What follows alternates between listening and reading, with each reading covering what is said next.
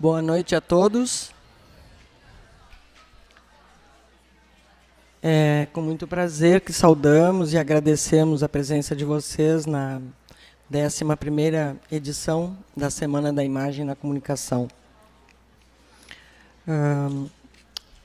Este ano, mais uma vez, nós contamos com o apoio da CAPES, que está patrocinando este evento. E além das tradicionais palestras no turno da noite, que começaram ontem tivemos aqui uma palestra com o professor Máximo Canevati. Amanhã teremos uma com o professor Vinícius Pereira. E na quinta de noite, uma com a professora Ivana Bentes. Durante as tardes, desde ontem também, nós temos reunido cerca de 8 papers em cada um dos grupos de trabalho, que está propondo metodologias de análise de certas imagens que foram propostas no Call for Paper da Semana da Imagem. Essas sessões dos GTs acontecem lá no Centro 3, no terceiro andar, no corredor ali da pós-graduação em comunicação. E se vocês tiverem interesse, divulguem também para os amigos e colegas de vocês, são sessões abertas. A programação completa do evento está no site que tem esse endereço, semanadaimagem.unicos.cc. Eu recebi mais uma vez, que nem ontem, uma incumbência da Cibele de dar alguns avisos assim, notáveis a respeito de horas complementares, por exemplo, em que, se algum de vocês tiver interesse, poderá solicitar a organização do evento, leia-se Cibele, encaminhando um e-mail com seu número de matrícula para a semanadaimagem@gmail.com. Lembre-se, por favor, de assinar as listas de presença que vão estar sendo repassadas nas filas. E na saída, gostaríamos muito que vocês depositassem na urna, preciosamente decorada também, para o evento, a avaliação de vocês sobre a atividade de hoje. Aqueles alunos que estão aqui em horário de aula, além disso, devem procurar seus professores para responderem às chamadas de suas turmas. Quem quiser tuitar, pode usar a hashtag Semana da Imagem 2013 e acompanhar a cobertura do evento pelo Facebook Audiovisualidades TCAV. A semana também está sendo transmitida ao vivo. O Eric e eu aqui temos algumas divergências sobre se diz live stream ou live stream, vocês decidam, via site do evento.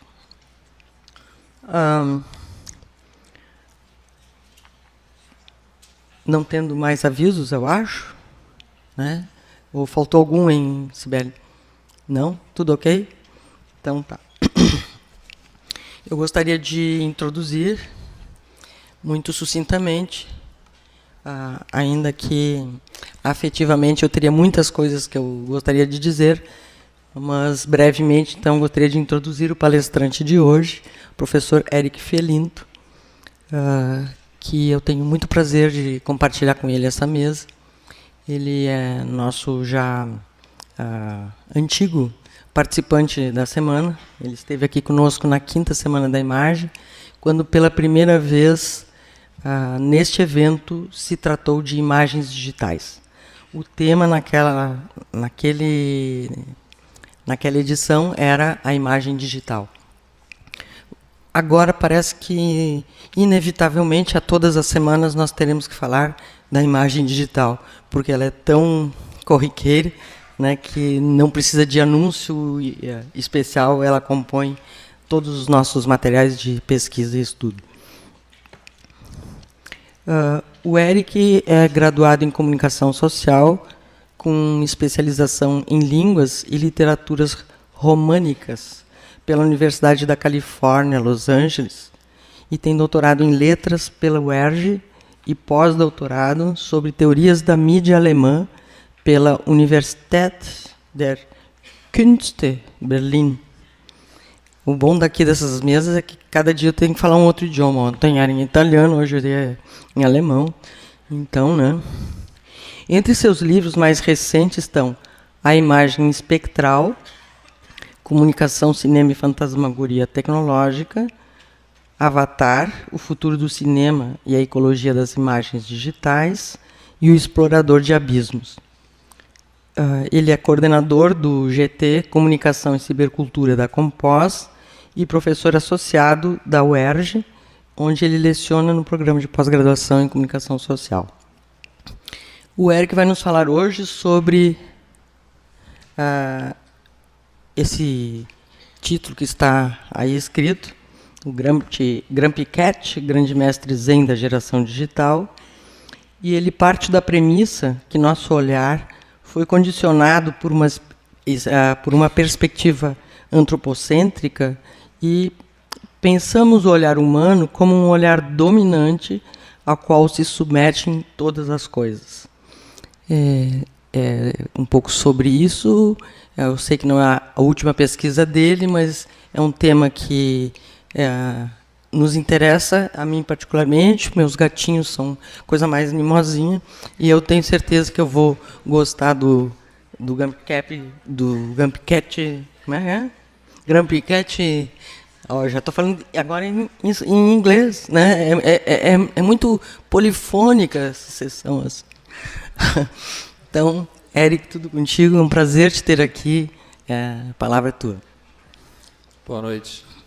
É um prazer estar aqui, nessa mesa com a Suzana. E é realmente uma grande satisfação voltar, né, ao Unicinos, porque foi em 2001, né? Aquela Semana da Imagem. E muito bom estar aqui de novo. E quando a Suzana me convidou, eu fiquei pensando sobre que tema seria interessante, né, discutir aqui. Eu não queria falar sobre cinema, apesar de ser uma área que me interessa, né, que eu trabalho. E, na época, tinha duas coisas que me passavam pela cabeça em relação à área de comunicação. Uma delas é que a área de comunicação ela me parece bastante conservadora em relação à escolha dos seus temas. E até hoje existe um certo preconceito, né, contra determinados tipos de tema que na comunicação são considerados como não sendo de bom tom. Então pensei, podia ser alguma coisa interessante que falasse de um tema um pouquinho marginal, uma coisa diferente. Algo que, por exemplo, numa revista acadêmica séria, provavelmente não seria aceito. Mas como o livro é feito com convidados, então não tem problema. E a segunda coisa é que me incomodava um pouco também o fato de que na comunicação a gente tem uma tradição muito longa de explorar, interpretar discursos, né, explorar os sentidos da comunicação, analisar os fluxos comunicativos, mas a gente deixou um pouco de lado a questão da materialidade desses fluxos comunicacionais, dos aspectos tecnológicos, da maneira como os diferentes meios, né, produzem impacto sobre as nossas formas de cognição. Isso é uma tradição que na área de comunicação no Brasil não foi muito explorada. E achei, então, que esse tema, a questão do meme, eu imagino que a maioria de vocês, se não todos, né, sabem o que significa meme, porque é um dos temas mais populares da internet hoje, me apareceu como uma questão que valia a pena discutir. Além de tudo, é divertido.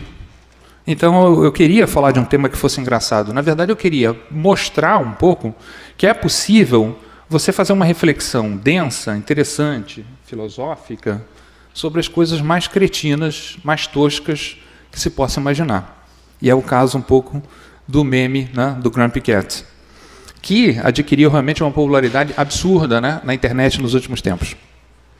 E eu começo o texto, na verdade eu começo essa minha fala, é uma brincadeira, mas também é sério essa comparação que eu faço. Grumpy Cat, grande mestre da geração digital, mestre Zen. Né? Por que eu faço essa comparação? Porque o Zen ele tem uma coisa muito interessante. O Zen ele se estrutura na forma de diálogos, que são chamados de koans, né, ou mondôs, em que um discípulo sempre conversa com o mestre e o mestre traz a ele uma lição que rompe com aquela racionalidade tradicional com a qual a gente está acostumado a pensar. O Zen ele te provoca intuições através de contradições, paradoxos. Então, o computador está bem aqui, mas eu vou usar o controle remoto que é mais chique, né? Então, se a gente fosse fazer um resumo, né, do que seria a filosofia, esse pensamento, né, do Zen budismo, por que eu acho que tem relação com esse meme da internet e outros memes, né, da internet? Uma citação em francês também para ficar chique, do Baudelaire, né? Gatos poderosos e doces, orgulho da casa.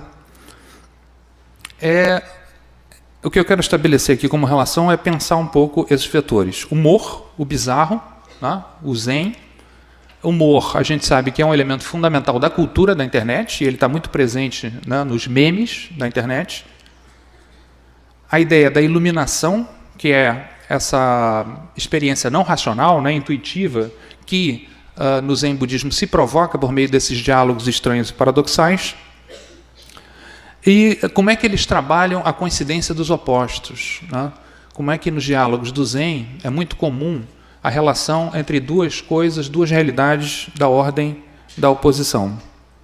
Aí até tem uma ilustração que eu peguei da internet, não é? Os dois gatinhos, dizendo assim: é verdade, nós fazemos a nossa arte na areia, e então ela é limpada para refletir a impermanência da vida. Gatos Zens. É interessante que a internet faz muito essa relação entre gato e Zen. Num desses koans famosos da tradição do Zen, para vocês terem uma ideia de como é que é essa coisa, tem o seguinte diálogo entre o mestre e o discípulo. O mestre chega para o discípulo e pergunta... Não, desculpa, é o contrário. O discípulo chega para o mestre e pergunta: mestre, onde está o Buda agora? Naquela primeira figura aparecia o Buda, aquela figura gordinha, sorridente, porque realmente tem essa dimensão do humor, né, no Zen budismo. E aí o mestre se vira, a gente normalmente esperaria que ele falasse: o Buda está na iluminação, aquela coisa sagrada e elevada. Em vez disso, o mestre se vira e fala para o aluno: o Buda está fazendo cocô. Rompe totalmente com as expectativas, né, daquilo que o discípulo esperava ouvir. Essa anedota é uma amostra muito simples dessa relação curiosa que existe no Zen, o humor, né, e o bizarro. Então, várias tradições do Zen budismo exploram o uso desses elementos cômicos, do absurdo, né, e um humor que às vezes beira o humor negro. Né, isso é muito interessante, porque não é comum a gente ver essa ideia associada com o campo da religião, né, da espiritualidade.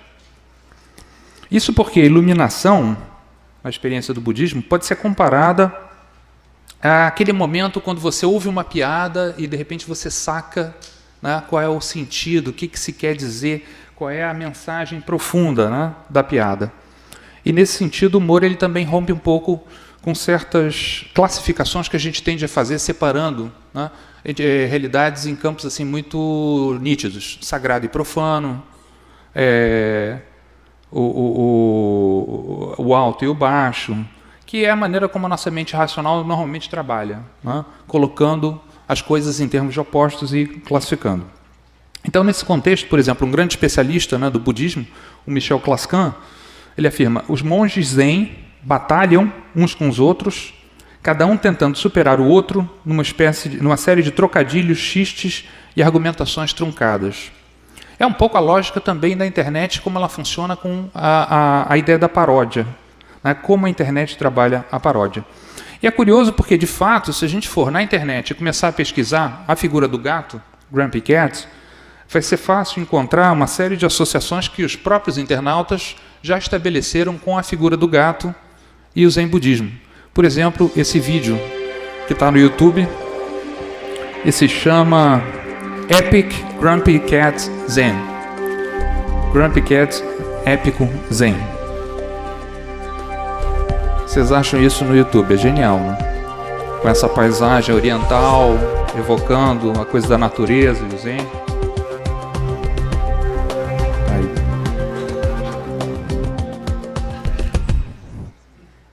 E além disso, a gente encontra, inclusive, versões do meme, né, do Grumpy Cat, que fazem alusão à tradição do Zen. Por exemplo, esse meme aqui. Se uma árvore cai na floresta, na versão tradicional, é claro, a resposta é essa. Se uma árvore cai na floresta e não tem ninguém para ouvir, então ela faz um som ou não? Típica pergunta do Zen. E o Grumpy Cat Do I give a shit? Ou então, numa outra versão do meme ainda mais explícita, né, dizendo, alguns mestres zen têm 4 patas. Mas é claro, é importante a gente saber quem é essa figura. Não sei se vocês já viram, é extremamente popular nos últimos 2, 3 anos. Apareceu nas redes sociais, Facebook, Twitter, etc. E esse Grumpy Cat significa gato ranzinza, ele é um gato da raça Snowshoe, que alcançou fama mundial quando o dono do gato postou no site Reddit, que é um site de compartilhamento de imagens, postou algumas fotos do gato. Em 24 horas, no site... desculpa, esqueci essa aqui. Vida é sofrimento. Então, em 24 horas, né, 25.300 pessoas votaram nas fotografias, nas imagens do Grumpy Cat, e ele passou então para a primeira página do Reddit. Foi um sucesso assim absurdo, né, de público. E rapidamente ele foi capturado e as pessoas começaram a fazer versões do meme, usando Photoshop, programas de manipulação de imagem, etc, etc. Na verdade, é uma gata, e o nome dela é Tartar Sauce, molho tártaro, mais conhecida como Tard. Né? E se tornou então um meme num processo viral que se espalhou pelas redes sociais, especialmente Facebook e Twitter. Aliás, Grumpy Cat tem o seu perfil no Twitter e no Facebook. Bacana.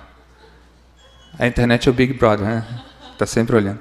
E aí está o perfil dele no Twitter dizendo: eu odeio todo mundo. I hate everybody.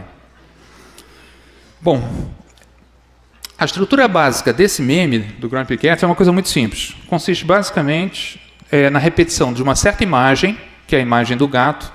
Ele está sendo normalmente segurado pelo dono, aparece os braços do dono, e com aquelas legendas brancas em tipologia boldface, sempre legendas cômicas que buscam explorar essa expressão que ele tem, parece que ele está sempre de mau humor. Então, o objetivo das legendas é explorar essa associação do gato com a figura do mau humor. O meme mais famoso dele, provavelmente, o mais conhecido, é esse aqui. Uma vez eu me diverti, foi horrível.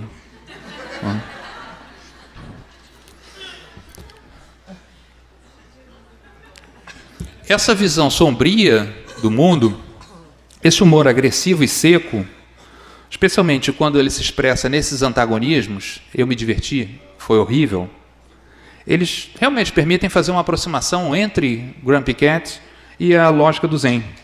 Por exemplo, em koans, como esse aqui que fala prazer na tristeza, tristeza no prazer. Coligido numa publicação, são koans antiquíssimos, né? Coligido pelo Shigematsu, numa das primeiras coletâneas de diálogos zens. Mas uma primeira contradição interessante, ela já aparece na associação da figura do gato com esse mau humor. O gato feio, o gato ranzinza. Por quê? Apesar da gente saber que no imaginário popular os gatos normalmente aparecem como animais frios, né, insensíveis, comparado com um cachorro, que é sempre aquela coisa mais fofa, bonitinho e tal. Na internet, a cultura dos gatos é uma cultura que explora sempre essa dimensão da fofura. O gato só aparece quando é gato fofo.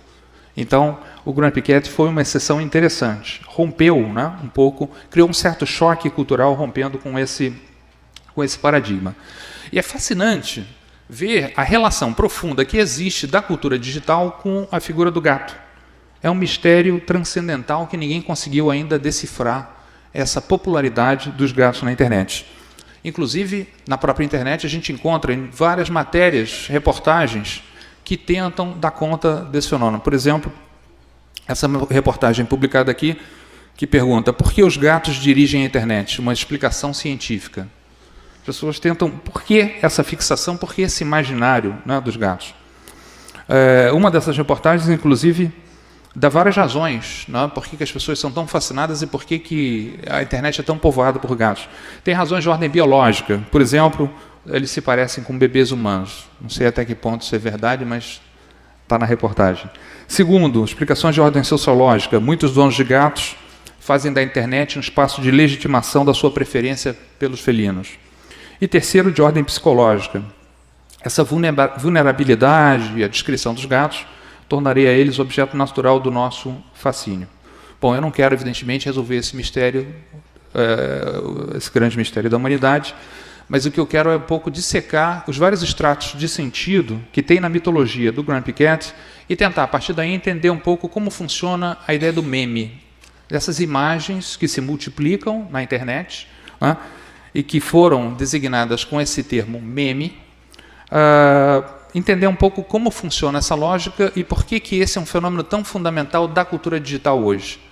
Por que o meme se tornou uma espécie de símbolo que identifica e define o que é a cultura digital. E fazendo isso, eu quero, por um lado, analisar a relação um pouco do texto e imagem, que tem no meme do Grumpy Cat, e, por outro, eu quero me afastar um pouco da interpretação tradicional, dessa explicação tradicional do que é um meme. E eu vou explicar mais adiante o que é isso. Mas antes de entrar nisso, acho importante a gente fazer uma pequena arqueologia dessa relação entre gato e internet. Porque não dá para entrar no assunto sem a gente entender o quão forte é esse tema, né? O quão poderoso ele é. E se a gente fosse fazer uma arqueologia da fixação nos gatos, eu acho que a gente começaria, por exemplo, nesse site aqui, 4chan. Para quem conhece, né, o 4chan é um site de compartilhamento de imagens, onde as pessoas colocam imagens dos mais variados tipos, desde pornografia até cartoon japonês, né, e imagens também de gato. Segundo Cole Striker, que escreveu um livro muito interessante sobre o 4chan, esse site teve um papel fundamental na difusão da mitologia felina, porque a partir de 2005, na seção B do site, ele é organizado em várias seções que classificam, né, as imagens, a seção B é dedicada às imagens aleatórias, as pessoas começaram a desenvolver esse fenômeno que se chama lowcats. O lowcats significa Laughing Out Loud Cats, ou seja, imagens de gatos engraçadinhas que as pessoas riem a partir dessas referências. E ficou um negócio tão popular que o 4chan ele criou então o Cat Your Day.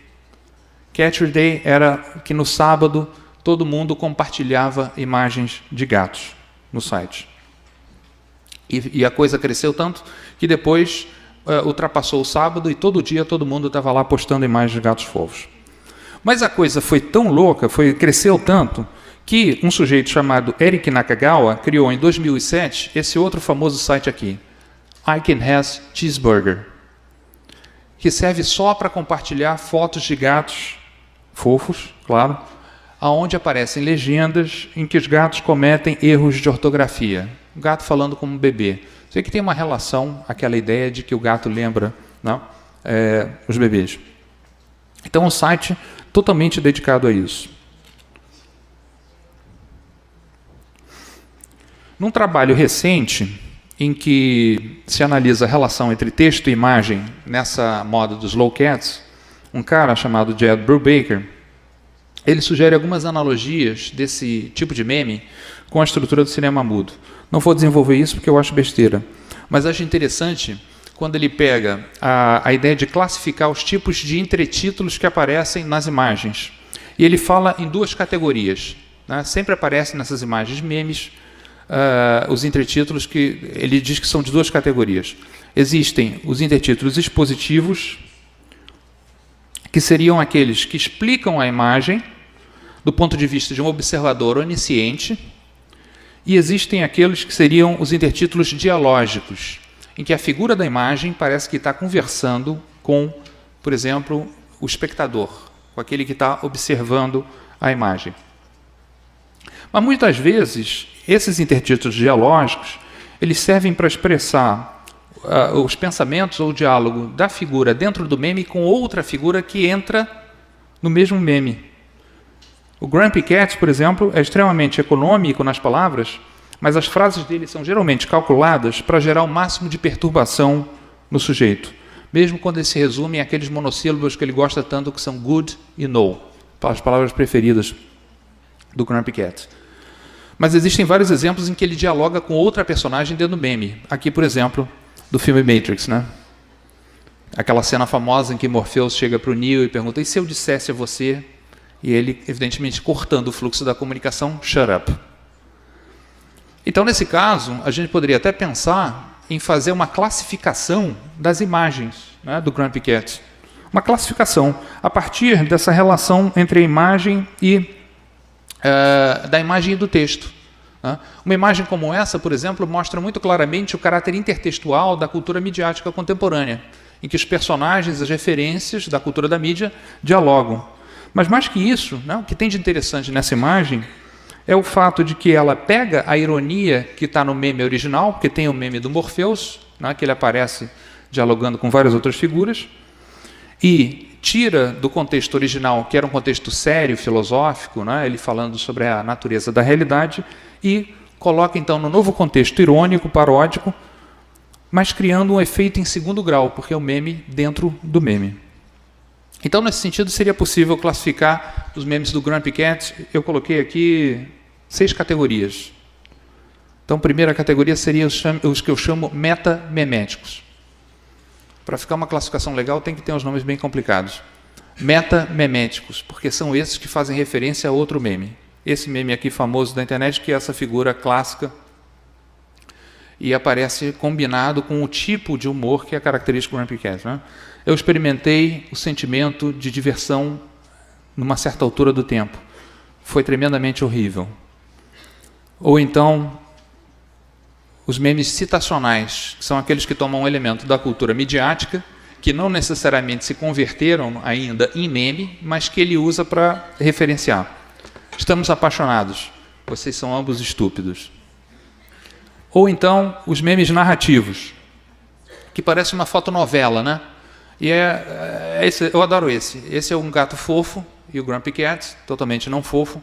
E o gato fofo pergunta, e aí, tudo bem? Como é que você vai? O que você está fazendo? E ele não fala nada, fica com essa cara mal-humorada, e no final ele diz, I hate you. Temos também os memes jornalísticos. Jornalísticos são aqueles em que ele comenta uma notícia. O Papa resignou, não é isso? O Papa resignou. Bom. Ou então, os memes filosóficos são aqueles em que ele produz uma reflexão, realmente, até às vezes metalinguística ou autorreferencial, quando ele diz aquela sensação quando uma moda já passou dos limites, está exagerada. E, finalmente, aqueles que a gente pode dizer orientados ao leitor, porque eles se comunicam diretamente com quem está vendo a imagem. Quando ele diz assim, por exemplo, que história interessante, agora é minha vez. Once upon a time, era uma vez, I didn't give a shit. Final. Não é que eu acredite nisso, não. A classificação é uma das maiores modas que tem em textos sobre cibercultura. Aqui tem, não sei se vocês repararam, mas tem uma coisa aqui meio irônica também. Porque os caras fazem tantas classificações que dá a impressão que a gente, simplesmente pegando um fenômeno e colocando em categorias, dá para você explicar, pronto, esgotou aquele problema. Não gosto disso, mas é divertido. A gente pode, claro, brincar com essas categorias. Você poderia fazer 300 classificações diferentes do meme. Mas uma coisa que me fascina é como é que a configuração visual do meme ela foi transportada para quando, por exemplo, ele aparece não como imagem fixa, mas quando ele aparece filmado. E ele alcançou uma fama tão grande que ele foi cooptado pela indústria, por exemplo, na campanha essa marca de alimentos Friskies para gatos, que ele começou a participar numa série de propagandas, e a gente nota como na imagem fílmica ela decalca a estrutura do meme, a mesma tipologia. Ele não fala, é sempre texto, aquela tipologia boldface com fio preto, que é típica do meme, e aparece reproduzida então na lógica imagética da imagem em movimento. Will Kitty play with it? Celebrity Edition.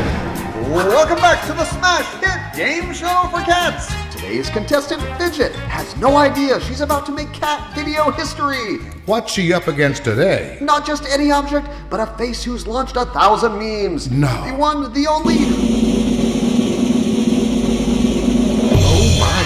Grumpy Cat! Grumpy Cat. Look at that piercing scowl. Fidget did not see this coming. Here, kitty, kitty. Whoa! What could she be thinking? Ooh. Oh, ha. Whoa! Under the couch she goes. Boy, howdy. We'll never see her again. Grumpy Cat. could not care less. Tune in next week to see Grumpy take center stage as a contestant. What will she play with? We're bound to find something she likes, right? This episode of Will Kitty Play With It is sponsored by Friskies.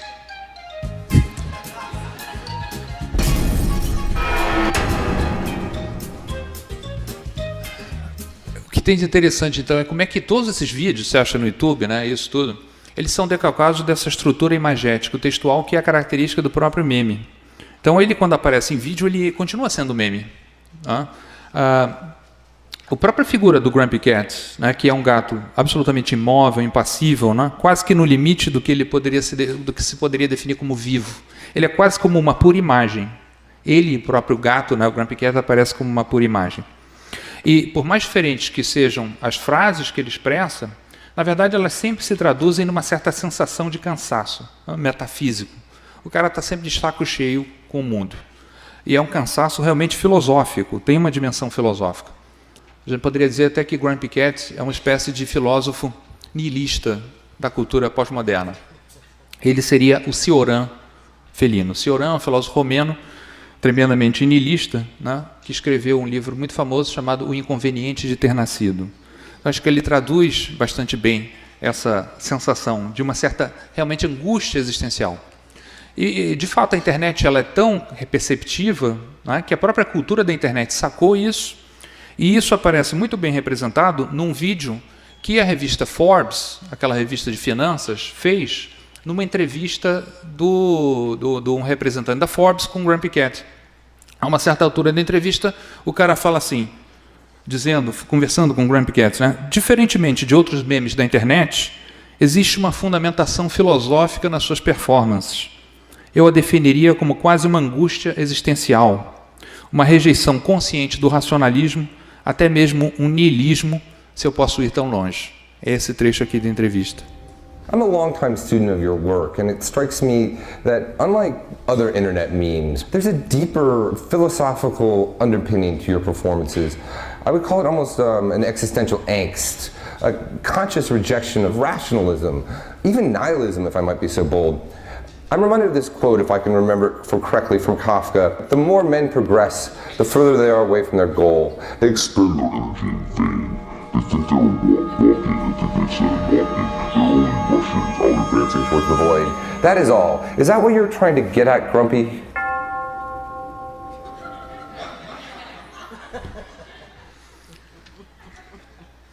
Então, esse cara, a figura do Grumpy Cat, se opõe radicalmente à mitologia do Lowcats. De um lado você tem um mundo lindo, fofo, maravilhoso, do outro você tem essa figura terrivelmente angustiada desse gato que traduz uma sensação de negação constante, esse pensamento nihilista. Se o cosmos do Lowcats é um cosmos de diversão inconsequente, afirmativa, com brincadeiras, erros gramaticais e tal, o do Grumpy Cat é uma espécie de problematização que faz rir, humor negro que ironiza o absurdo, né, da existência. E dessa forma, então, essa figura, o Grumpy Cat, ele tensiona, sem propriamente negar, alguns valores tradicionais ligados à cultura dos memes na internet. Por exemplo, a ideia da coletividade virtual, a ideia do humor acrítico, a ideia do anti-intelectualismo, que é muito típica desses fenômenos na internet. Já se defendeu, por exemplo, a ideia de que os lurkers eles se integram na cultura da internet de uma maneira muito mais fácil por essa mitologia do Lowcats. Lurkers são pessoas que não participam, por exemplo, das redes sociais, mas eles ficam observando, são observadores passivos, porque muitas vezes as comunidades dentro da internet, das redes sociais, são extremamente fechadas. É difícil para alguém que entra, né, um novato, começar a participar dos circuitos de interação. E se defende um pouco essa ideia de que mitos, filosofias, expressões culturais como esse fenômeno do Lowcats ou o low speak é a língua errada, né, gramaticalmente, dos gatos, facilitaria a entrada desses indivíduos nos circuitos digitais. E se isso é verdade, então o Grumpy Cat opera num sentido radicalmente oposto. Mas o que eu acho também interessante, como fundamento para pensar a questão do meme, a partir de uma outra perspectiva, e eu acho que o Grumpy Cat ajuda isso, é a seguinte ideia. Meme é uma palavra que foi traduzida, né, de um campo para o outro, da biologia, da genética, para o campo da cultura digital. Meme tem uma associação com gene, né? A ideia seria que, da mesma maneira como um gene se reproduz e ele passa de um indivíduo ao outro, o meme seria uma ideia, seria um conceito que se traduz passando, né, de um meio para outro, de um indivíduo para outro, e os memes mais adaptados àquela circunstância social seriam os memes, então, que se tornam populares, né, que se tornam dominantes. É uma ideia tremendamente evolucionista que vê a replicação desses fenômenos como um fenômeno de uma ordem realmente finalista, né, evolutiva. Mas essa concepção do meme desconsidera aquilo que eu acho que é o aspecto mais fundamental da experiência memética, que é a criação de uma certa ambiência afetiva. As pessoas trocam nessas imagens, criando formas de afeto, experiências emocionais que não passam necessariamente pelo tipo de racionalidade ou pelo tipo de ideia finalista, né, da seleção natural, por exemplo, que tem na concepção do meme tradicional, que é decalcada do gene. E, associado a isso, tem aquela ideia clássica, né, de que, normalmente, um meme ele faz mais sucesso quando ele é divulgado por alguém que tenha o capital simbólico, né? Alguém que tenha poder no mundo das redes, por exemplo. Mas isso daí cria um problema logo, porque não explica fenômenos como esse, por exemplo, em que o meme surge a partir de um emissor totalmente desconhecido e, de repente, ele adquire um valor e um poder de multiplicação que não são explicáveis pelo capital simbólico que a pessoa que iniciou possui. Eu queria, então, propor uma outra leitura do meme que tem a ver com o trabalho desse cara aqui, Tony Sampson. Um livro muito interessante que saiu em 2012 chamado Virality, Contagion Theory in the Age of Networks. Teoria do contágio na era das redes. Esse cara pega a sociologia do Gabriel Tarde, pega o pensamento do Deleuze, né, filósofo, e ele trabalha um conceito de meme que não se baseia na competição entre o meme mais forte e o meme mais fraco, aquele que é mais adaptado, não. É uma concepção, inclusive, em que a contradição e o conflito pode conviver com a cooperação, coisa que acontece muito frequentemente nas redes sociais. E, além disso, ela rompe também com aquela ideia tradicional de que essas ideias elas se espalham daqueles focos de poder mais dominantes, das instituições, daqueles que têm mais capital simbólico, ou seja, do maior para o menor. Não, ele diz aqui, o que é interessante é quando a gente vê um acidente, alguma coisa inesperada, algo que parte do insignificante e se torna, de repente, um fenômeno absolutamente relevante. Uma frase aí do livro do Sampson, né? A reprodução do idêntico em outro agenciamento nunca é garantida. Colisões oposicionais, acidentes e eventos imprevistos da densidade social introduzem instabilidades não lineares, interferência, erro e ruído aperiódico nos processos do encontro imitativo. São essas micro-relações que tomam controle do todo. São os aspectos mais desterritorializados do agenciamento que tomam controle dos estratos mais territorializados. Então, nesse cara, por exemplo, é interessante pensar esses fenômenos a partir da perspectiva do acidente. Não é à toa que a mitologia dos gatos ela nasceu no 4chan, e, curiosamente, né, a gente não teria nem como fazer essa associação, mas o 4chan é o mesmo site onde nasceu também o coletivo hacker Anonymous. Ou seja, um grupo político, né, que cria efeitos de uma dimensão social política na internet, nasceu no mesmo espaço que está colonizado por coisas totalmente inúteis, absurdas, né, imagens que não servem para nada. E, de repente, você vê ali um espaço político de ativismo digital se formando. Essa é uma questão interessante, inclusive, para pensar como essas imagens elas são apropriadas pelo capitalismo, né, hoje e são trabalhadas pelos neuromarqueteiros. Já existe uma coisa chamada neuromarketing, em que o neuromarqueteiro tenta reproduzir o efeito viral dos memes através de técnicas artificiais. O Sampson argumenta no livro dele que o grande problema dessa teoria memética é que a gente não consegue nunca identificar qual é o elemento do meme, ou seja, o que é aquilo que se replica. Não tem exatamente uma coisa específica, um objeto palpável, que é esse elemento da repetição. O meme pode ser várias coisas, ele pode ser uma imagem, ele pode ser uma ideia, pode ser um conceito, pode ser uma música que fica impregnada na tua cabeça. Então não tem realmente uma unidade. Assim como no gene a gente identifica, né, um gene, no campo do meme você não consegue encontrar aquilo que se replica. Então a pergunta desse cara, o Tony Sampson, é: o que é que se espalha na rede?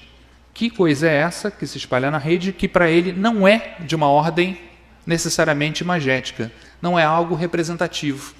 Ele diz, é uma sensação, é um afeto, é uma certa ambiência. É algo de uma ordem incorporal, ele afirma. E, nesse sentido, por exemplo, é que ele cunha, né, esse conceito muito interessante, que ele diz assim, ele fala em affective priming, que é quando, por exemplo, um neuromarqueteiro pega um meio social, uma rede social, e ele cria um fenômeno em que ele cria um clima afetivo favorável a uma certa ideia quando ele quer vender um produto. E a gente tem vários exemplos interessantes na internet de fenômenos que foram artificialmente criados com finalidades marqueteiras. No YouTube, por exemplo, tem vários casos interessantes. Tem casos de uma blogueira, né, muito famosa, que foi a Lonely Girl, que tinha uma audiência gigantesca, né, no YouTube, que era um blog de uma adolescente de 16 anos, extremamente popular, contando aquelas aventuras dela com o namorado, os dramas do high school, e que depois se descobriu que foi tudo produzido por uma empresa de marketing para vender produtos, né, filmes, e as pessoas ficaram tremendamente decepcionadas quando descobriram que aquilo era um personagem fictício, né, não era real. Para mim, fenômenos como o Grumpy Cat, eles ilustram esse aspecto daquilo que é da ordem do acidental, aquilo que é da ordem do inexplicável, aquilo que é realmente o imprevisto, né, dentro do sistema. Então, falar, né, em fenômenos como meme e Grumpy Cat implicam a gente discutir um pouco essa noção do que é o ruído, né, do sistema, aquilo que interrompe os fluxos de comunicação do sistema. Aqui vários exemplos, né, do meme, em que ele, por exemplo, brinca com elementos da cultura popular, mas ele vai rompendo com aquilo que era o significado original dessas referências. Por exemplo, a campanha do Obama, né, aquela última imagem, Nope. A campanha do Obama era essa imagem trabalhada digitalmente com a frase hope, né, esperança. E, obviamente, ele vai e traz a negação disso. Então, hoje em dia, os marqueteiros entendem muito claramente como explorar a dimensão da afetividade. Eles não estão mais tão preocupados em identificar o significado, os sentidos que estão circulando nas redes sociais. Eles querem realmente identificar quais são os afetos, quais são as experiências emocionais e afetivas que eles podem produzir através das suas técnicas de marketing. O que eu acho que tem de mais interessante num meme como esse é que ele é muito difícil de ser apropriado, porque ele está sempre no registro da negação. É sempre o conflito entre valores que são contraditórios. Por exemplo, o gato engraçadinho, né, e a figura do feio, do assustador. Isso é muito bem representado numa versão do meme em que aparece um personagem de desenho animado, aquele filme Despicable Me, né? E ela diz, você é tão fofo que eu vou até morrer. E ele responde, bom. Essa consistência tensa é que realmente é a característica fundamental desse meme. E da mesma maneira como a gente pode fazer diferentes leituras aqui, positivas, negativas, libertárias, criativas, interessantes ou destrutivas, também desse mesmo modo, por exemplo, dá para a gente interpretar a relação interessante que hoje existe entre Zen e capitalismo. Porque tem uma curiosa conexão aí, né, entre filosofias orientais, entre o misticismo oriental, o Zen e o capitalismo. O Zizek, por exemplo, né, um pensador interessante, um filósofo contemporâneo, ele fala, o Zen é uma coisa muito estranha, porque hoje os capitalistas se apropriaram da filosofia, né, do Zen. Eles compram essa ideia de que é possível você ser capitalista e, ao mesmo tempo, você meditar e ter uma vida integrada, né, social, e fazer o bem, né, socialmente, e combinar esses dois elementos que parecem contraditórios. Por exemplo, como a gente poderia explicar, né, esse fenômeno curioso, que são esses livros que têm sido publicados recentemente com essas associações como esse aqui, O Gerente e o Monge. Como ligar essas duas coisas, né? Lucro, religião, prece, são coisas que a princípio parecem contraditórias. O press release do livro é interessantíssimo, porque ele diz assim: O Gerente e o Monge é um livro para líderes que aspiram a evoluir a sua forma de agir e pensar, a manter uma mente aberta e buscar um mundo melhor. Então, que mal existe o cara faturar uma graninha, contanto que ele esteja meditando e lutando para a evolução espiritual da humanidade. Esse capitalismo contemporâneo ele tem uma relação muito interessante e ambígua com a esfera do entretenimento. Porque ao mesmo tempo que entretenimento ele é algo que faz a gente perder tempo, e você não produz, né, quando você está se entretendo, por isso que as empresas proíbem as pessoas de usar Facebook, Twitter, etc. Mas ele também precisa do entretenimento para vender, né, seus produtos. Então é uma relação curiosa, porque tem aí um nível de ambiguidade interessante. E ele explora, né, esses dois polos. Mas esse capitalismo neurológico ele não é todo poderoso. Existem pequenas brechas, existem vias de escape que podem ser exploradas dentro da internet em fenômenos como esse do meme, por exemplo, do Grumpy Cat. Um caso curioso que eu queria trazer já para ir me encaminhando um pouco para a conclusão é essa imagem aqui. Alguns soldados pegaram a cara do Grumpy Cat e colocaram numa bomba. Isso é muito comum, uma prática tradicional de você pegar imagens pop e colocar em armas, né? A Marilyn Monroe, por exemplo, também apareceu no míssil. Isso gerou uma reação tremenda. As pessoas detestaram essa associação. 750 mil protestos foram registrados quando apareceu essa fotografia no site. E a ideia é que você não podia associar Grumpy Cat como uma figura humorística, libertária e tal, com a indústria militar. Então, se gerou uma resistência a esse tipo de associação. E, por outro lado, a gente vê que se ele aparece associado à indústria bélica, à guerra, ele também foi, digamos assim, cooptado pela esfera da arte. Uma famosa galeria norte-americana criou toda uma exposição artística baseada nas imagens do Grumpy Cat. Por aí a gente vê a extensão, né, com que o meme ele pode ser lido e apropriado, tanto de maneiras, digamos assim, institucionais, conservadoras, quanto politicamente interessantes, politicamente desconstrutoras.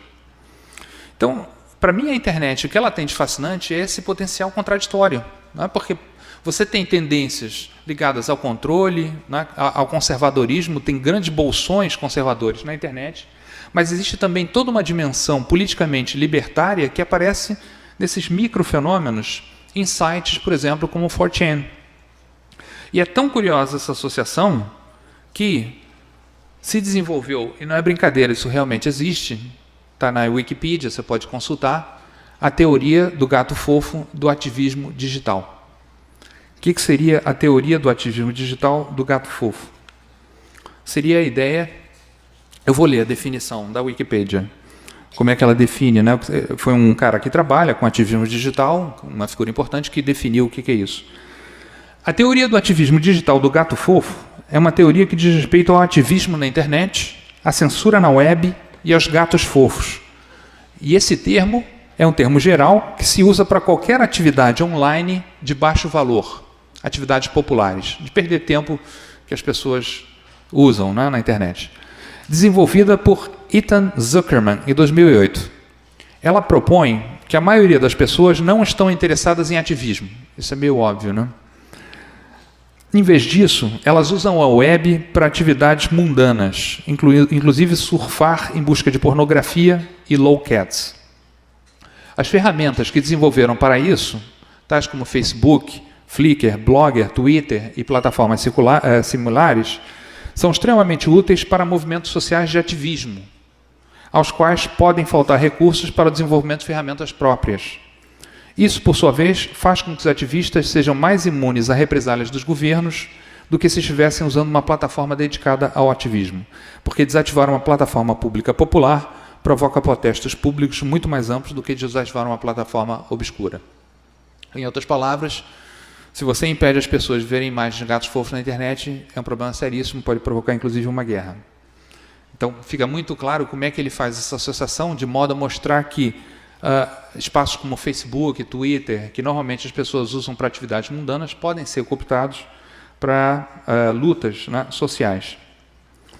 E nesse sentido, é que eu repito, né, para concluir um pouco, essa ideia de que quando a gente pensa um fenômeno como um meme na internet, não é interessante pensar um meme como um objeto, uma coisa, uma imagem, ou uma ideia necessariamente, ou uma música, mas sim pensar um meme como uma afetividade, como um estado emotivo. Inclusive, no caso do Grumpy Cat, que contraria os próprios princípios da cultura tradicional da internet, como nesse meme aqui, nessa versão, em que ele pensa a ideia de uma espécie de rede não social, né, que ele diz, 3 pessoas deixaram de ser amigas, né, no Facebook. Bom. Então, para ele, quanto menos gente tiver no Facebook dele, melhor. Quer dizer, essa lógica que rompe um pouco com aquela ideia de que eu tenho que ter muitos amigos porque isso é bacana para me afirmar numa rede social. Então, como um acidente desse sistema tecnológico informático, esse fenômeno do Grumpy Cat, ele permite talvez traçar 2 ideias básicas, 2 conclusões, eu terminaria aqui, que me parece que explicam um pouco certa dimensão dos fenômenos de replicação, de viralidade, de contágio na internet. Primeiro, eu diria o seguinte, que o que se reproduz, essa pergunta do Sampson, né, what spreads, o que se reproduz é a própria reprodutibilidade. Ou seja, o desejo mimético, esse desejo de compartilhamento, que é tão forte da cultura informática, mas sem objeto definido, sem nada da ordem da representação, e sim de uma ordem afetiva. Compartilhar sensações, compartilhar afetos, compartilhar experiências na rede. E a segunda coisa, acompanhando um argumento que está num livro muito interessante do Jussi Parikka, um livro de 2007 chamado Digital Contagions, Contágios Digitais, eu acho que a gente poderia arriscar a pensar, junto com ele, que os acidentes, os ruídos, as rupturas do ambiente digital, menos que exceções, elas constituem o próprio cerne da experiência da cibercultura. Ou seja, o acidente não é exatamente aquilo que está na margem, mas é aquilo sem o qual o sistema ele não pode mais existir. Nas palavras do Parikka no livro, literalmente ele diz assim, vírus e vermes, worms, né? E aqui também os memes, talvez não sejam objetos anômalos da sujeira digital, aquilo que isso é considerado como de baixo valor cultural, né? Ele chama digital dirt. Eles revelam antes características de uma ecologia digital específica e podem, de fato, oferecer um ponto de vista essencial sobre a nossa cultura das redes. Então, é pensar o acidente de uma forma que ele não seja algo a ser desprezado, como a interrupção dos fluxos de sentido, né? Pensar na comunicação aquilo que está além ou aquém do sentido, que é dessa ordem afetiva, que é dessa ordem material. E o meme é um fenômeno interessante para isso. Não sei se vocês sabem, na internet existe inclusive um site onde você pode gerar os memes, né? E eu posso, por exemplo, pegar um meme do Grumpy Cat e colocar lá a legenda e fazer a minha versão do meme. Eu fiz algumas, para ficar no espírito, né? Tem que ser em inglês, porque infelizmente quando você traduz, você perde de fato uma certa ambiência que está na original. As versões que eu chamaria assim, as versões acadêmicas, né? Do Grumpy Cat. Por exemplo, eu achei seu artigo sobre memes da internet, usei como papel higiênico. Eu admiro seu estilo de escrita acadêmica, ele me deprime. Ou então, eu imagino se todas essas pessoas aqui vão acreditar nas baboseiras que você está dizendo. Esse é o espírito realmente desse meme, né? Que é de um tensionamento. E por isso que para mim ele é interessante. À medida que eu estava escrevendo isso, o texto, que, claro, me divertiu muito, né? Foi uma experiência prazerosa, eu sempre fiquei imaginando esses vídeos em que aparecem as pessoas conversando com o Grumpy Cat e que resposta ele daria se eu perguntasse, aí, você gostou do trabalho? Claro que a única coisa que ele poderia dizer é I don't give a shit. Obrigado.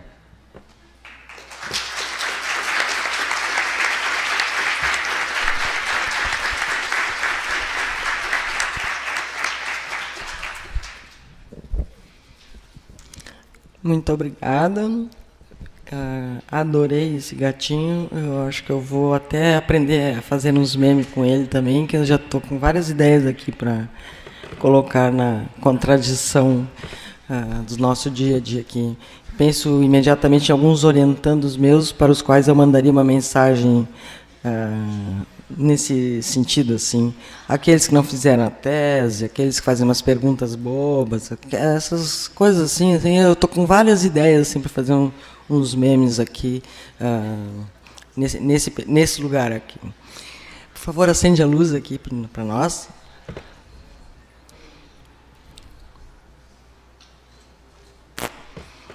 Ok? Então, Eric, muito obrigada, muito divertido. Está aberto para perguntas, comentários, críticas. Olha, alguém já se mordeu, já sentiu que foi para ela também. Eu já não preciso mais nem dizer o nome das pessoas, todo mundo aqui já conhece quem são as pessoas a quem eu dirigiria o meu meme. Por favor, então, à disposição.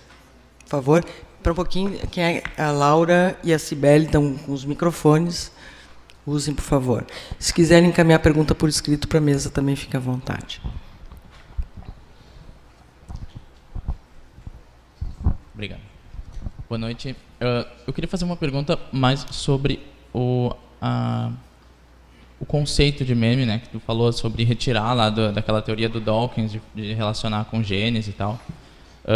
Como é visto, então, o original? O original é um meme também, ou ele só se torna um meme a partir do momento em que ele é replicado? Porque se ele não for replicado, ele não passa adiante, pelo que eu entendi.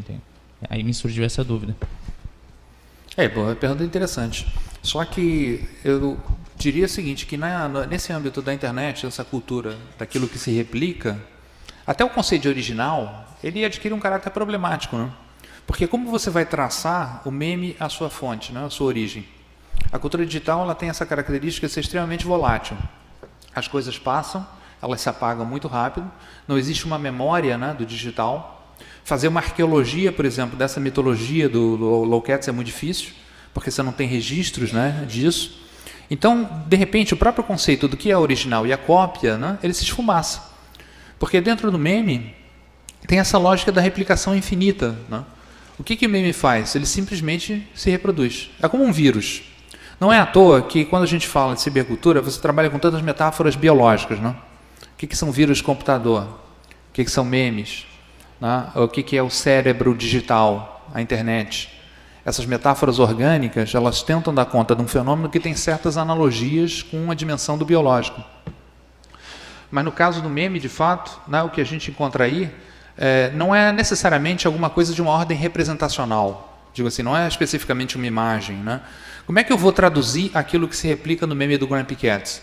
Eu vou explicar isso pela imagem do gato? Eu acho que não, ela vai além disso. Porque o que ela produz, no final das contas, são sensações, né? São ambiências, são afetividades. E essas afetividades que são compartilhadas. Então, por isso que eu digo, não é uma coisa, não é algo que você possa dizer, um objeto X ou Y. Não, ele é muito mais do que isso, é o tipo de clima emocional, social, que eu quero compartilhar na rede. Então, como eu falei, né, um meme pode ser uma música que fica impregnada na tua cabeça. Aliás, uma coisa interessante da teoria dos memes é que ele diz o seguinte, as pessoas, os meios, a internet, tudo, seriam só ambientes que os memes desenvolveram para eles poderem se replicar. Muito louca essa ideia. A gente estaria sendo apenas um médium, né? Até naquele sentido espírita, né? O cara incorporado mesmo pelo meme. Porque o médium, ele é eles chamam de cavalo, né? O cara, ele perde identidade, ele não é um indivíduo. Essa tese, então, é a ideia de que o meme é um puro movimento de replicação e ele usa diferentes materialidades, diferentes meios para poder, então, se replicar. Mas não acredito que seja possível você identificar a unidade do meme, né? O que seria essa unidade do meme? Porque realmente ele é, para mim, compartilhamento de afetividade, compartilhamento de experiências de uma dimensão sensorial ou emocional, né? Essa, para mim, eu acho uma visão mais interessante. E também porque ela rompe com esse negócio evolucionista, né? Por quê? Achar que o melhor, que Grumpy Cat é o melhor meme que tem para sobreviver, digamos assim, uma metáfora orgânica, né? No meio da cultura digital? Não, é o acidente. É aquilo que é o inesperado.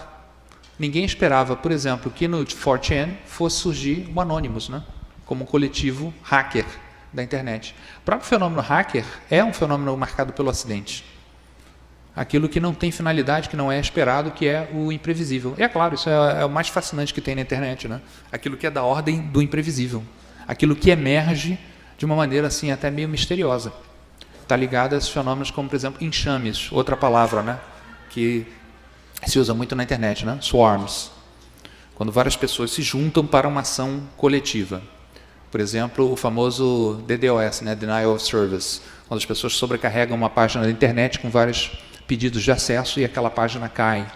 Isso é um enxame. De repente, milhares de pessoas se juntaram numa emergência, né? Num acidente e fizeram isso acontecer. É fascinante essa ideia. Mas mais interessante do que pensar o meme como uma coisa evolutiva, né? Eu acho. Aqui a pergunta. Eu gostaria de fazer, seria um comentário de uma diferença de ética que existe no meio digital e no meio real. Me parece que a lógica do meme, que é essa lógica negra, esse humor bizarro, né? Enfim, ela parece que tem uma aderência muito, muito próxima com aquela situação da bomba, né? Quando ele coloca o meme e daí teve toda uma manifestação contrária no meio digital, né? Essas afetividades, elas existem diferentes mesmo, ou foi um acidente? Porque ali realmente a promessa desse humor negro seria realizado, né? Daria um grande estouro, um grande problema. E daí ali não pode, né? E no meio digital pode acontecer isso, né? Então queria que você, se possível, comentasse um pouco sobre essas diferentes afetividades e diferentes lógicas que existem. Eu acho que existe... Gente, só um pouquinho. Por favor, quando vocês usarem o microfone, usem ele perto da boca, para poder ser registrado e nós podermos todos ouvir, tá? Olha, eu acho assim, existe um pool de afetos que é comum, tanto nisso que a gente chama o mundo fora da internet, né? O pessoal do Pirate Bay, que também é uma espécie, digamos assim, de coletivo, né? Ativista, eles falam away from the keyboard, né? Longe do teclado. Mas as afetividades, as experiências afetivas, sociais, para mim elas são as mesmas. O que difere é a maneira como elas se efetivam nesses ambientes. Num ambiente offline ou num ambiente, por exemplo, na internet. É a maneira como elas se efetivam nessas comunidades. Que tipo de socialidade é desenvolvida, mas as afetividades são da mesma ordem. Agora, por que as pessoas se revoltam quando você associa a figura do mau humor, do Grumpy Cats, com a bomba?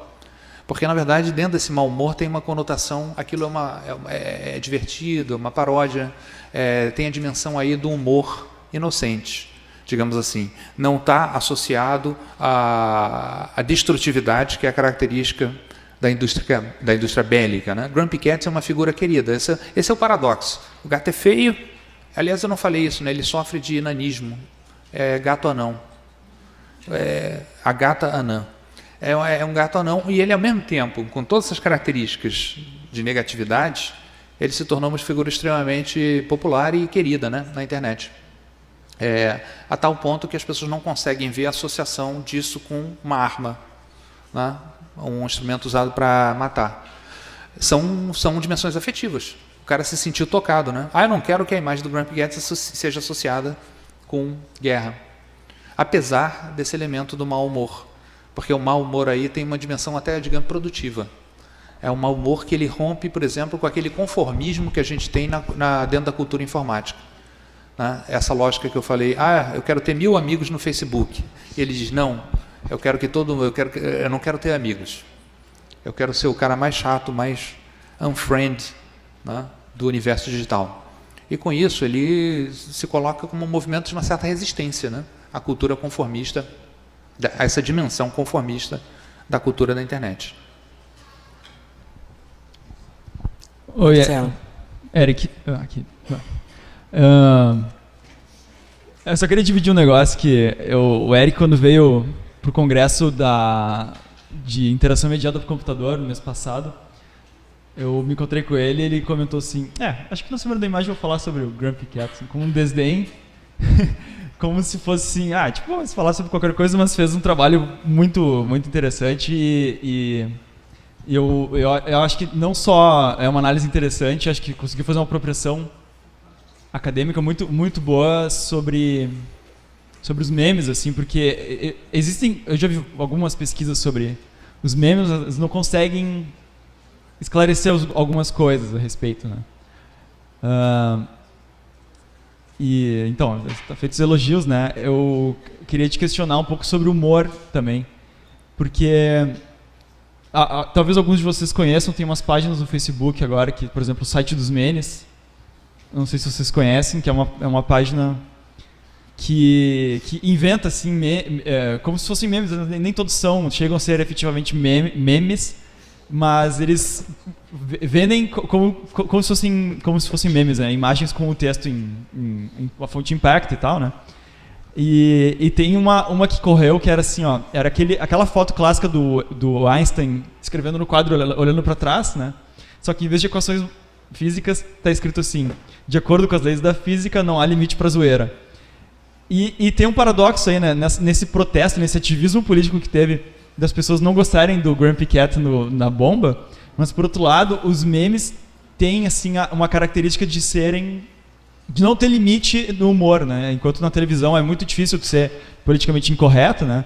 E aí fica esse paradoxo, né? Porque a gente vê, eu acho até um pouco um ativismo extremista de alguns grupos assim que defendem minorias, mas por outro lado essa zoeira sem limites que são os memes, né? Não sei se tem alguma coisa a comentar a respeito. Só que eu curto zoeira, né? Acho bacana. Eu tenho um gosto muito estranho. Cultura trash é comigo mesmo. Eu gosto. Mas evidentemente que é difícil você convencer alguém que um tema como esse, ele tem relevância do ponto de vista teórico. Para mim é fascinante. É fascinante porque ele revela um fenômeno típico da cultura contemporânea em que as pessoas se envolvem ativamente. E a ideia da perda de tempo, para mim, é muito produtiva, né? Se eu estou num sistema capitalista que me obriga, por exemplo, a capitalizar meu tempo o tempo todo, eu acho ótimo passar 2 horas no Facebook não fazendo nada, entendeu?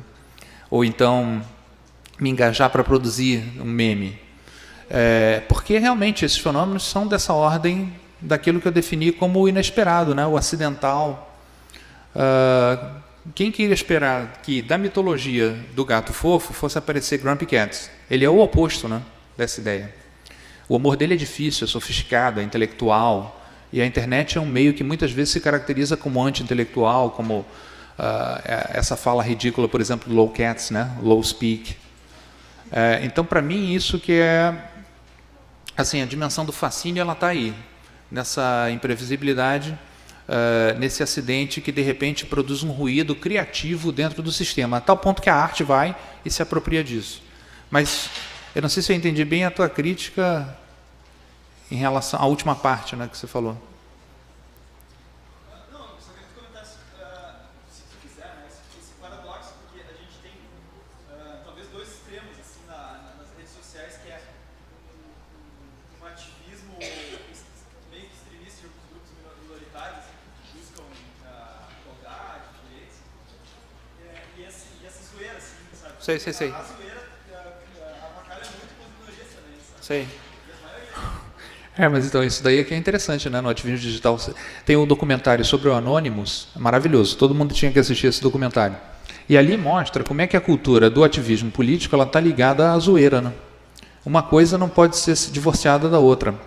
É claro, existem nessa cultura digital vários vetores machistas, vetores dessa cultura nerd adolescente, mas eles fazem parte dessa herança, né, do digital, que é importante, inclusive, para pensar como esse ativismo ele se configurou. Então, não vejo problema, né, na convivência entre esses 2 fenômenos, até porque isso é da ordem mesmo dessas polaridades, que eu acho que são o que tem de interessante na experiência da cultura digital, que, em certo sentido, é um pouco também característico da cultura contemporânea. Você falar na cultura contemporânea como um laboratório de experimentação onde o paradoxo, a ambiguidade, essas polaridades, elas são trabalhadas continuamente. Ou seja, zonas de tensão, né, de hibridismo entre, por exemplo, realidades que a princípio parecem totalmente opostas e que de repente eu até não falei disso, né, mas essa leitura do negativa do Zizek você pode confrontar com outra. Por exemplo, tem um cara, o filósofo Carl Walson, ele diz a filosofia Zen, ela é uma expressão interessante porque ela é convergente com o pensamento, a filosofia pós-moderna, no sentido em que ele propõe também uma visão de mundo que é não representacional, que não é daquela racionalidade tradicional, que não é colocada assim numa forma de escolha entre branco e preto, masculino e feminino, mas que é realmente dessa ordem da coincidência dos opostos.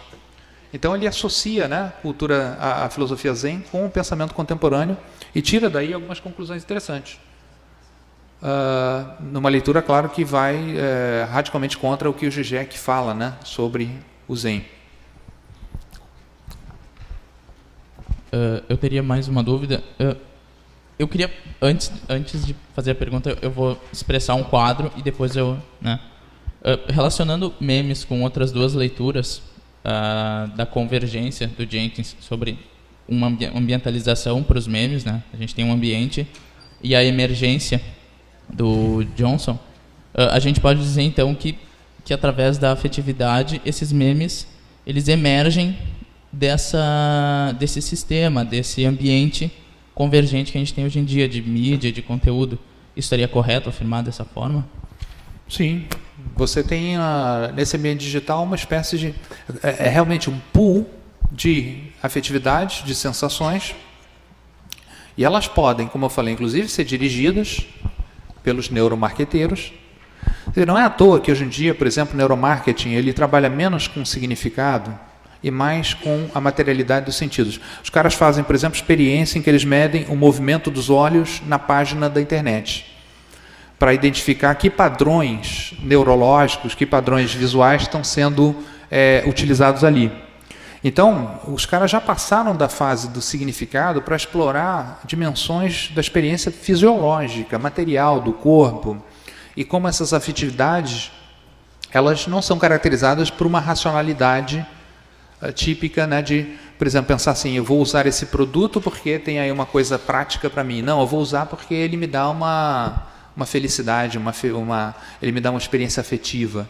Eu não compro o iPhone, por exemplo, porque o iPhone ele é útil necessariamente. Eu compro o iPhone porque é bacana, é moderninho, tem toda uma carga, um status, né, simbólico ligado a isso, que me traz uma distinção também social e uma experiência que é realmente, para mim, dessa ordem da afetividade. Então, é um laboratório, né, esse meio digital, onde essas forças elas circulam livremente e a reprodução se dá de uma maneira meio misteriosa, né? Porque realmente, como você vai identificar onde começa, onde acaba, quais são os circuitos que ela percorre, né, dentro do mundo digital? Isso é de uma ordem assim meio imponderável. Aí essa associação que o Sampson faz com o Gabriel Tardi é interessante, porque o Tardi ele tinha uma teoria muito curiosa sobre a imitação. Ele falava, na sociedade, os fenômenos de imitação eles acontecem através de algo que ele chama o raio imitativo, que é um efeito de influência à distância que acontece entre as pessoas. Isso está muito ligado a experiências, por exemplo, que foram feitas nos anos 50, 60, de comportamento imitativo, quando, por exemplo, colocavam duas pessoas olhando para cima. Foram várias experiências que foram feitas assim. Os caras ficavam olhando para cima, né? Não tinha nada. Mas, de repente, já tinha 10, 20, 30 pessoas olhando para cima para ver o nada que estava lá. E quanto mais pessoas eles colocavam olhando para cima, mais esse efeito tinha potência, né? Mais ele se potencializava. Porque essa imitação é realmente um fenômeno misterioso, que é de uma ordem física, biológica, está biologicamente programado na gente, mas é também de uma ordem simbólica. Não tem aí como você separar o simbólico e o físico orgânico. Essas duas dimensões elas estão imbricadas. É isso que é interessante, por exemplo, numa teoria como essa do Gabriel Tardi, ou na visão do Bruno Latour, por exemplo, né? Da experiência em que não há diferença radical entre natureza e cultura, né? Nós lidamos com híbridos o tempo todo. A cultura digital, para mim, é realmente um lugar para experimentar esse tipo de teoria, em que essas polaridades elas são um pouco dissolvidas.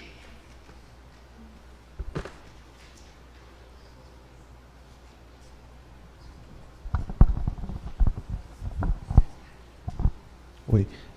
Eric, ainda talvez pegando um pouco na linha do Marcelo, eu estava lendo o artigo aqui do Cute Cat Theory, o Digital Activism. Não sei se eu entendi bem a tua intenção de posicionar isso e o que o texto aqui do cara que publicou, mas a ideia seria que, talvez a ironia maior é que justamente para movimentos de cunho mais sérios ou disruptivos com questões sociais, eles necessitam dessa ambiência de infotainment aí das redes sociais, precisa dessa moeda do Can I Have Cheeseburger, da orcotização, que nem se fala no Brasil, das plataformas, para que ela possa encontrar o seu movimento, porque logo em seguida ele fala do Chinese Model, que seria o contrário, né? Seria o específico na China para fechar para essa questão. Então, se eu entendi bem a ideia, no fundo, o teu argumento sobre o Grumpy Cat também é uma maneira da gente pensar um pouco quais são os caminhos disruptivos da rede, que passam talvez menos pelas formas como os movimentos sociais se posicionavam, né, anteriormente, do que tentar dançar um pouco a dança da rede, né? E ao mesmo tempo faria uma outra questão com a tua própria contestação da tua própria categorização, com relação ao que a gente vê hoje muito no mercado da fala sobre o marketing digital.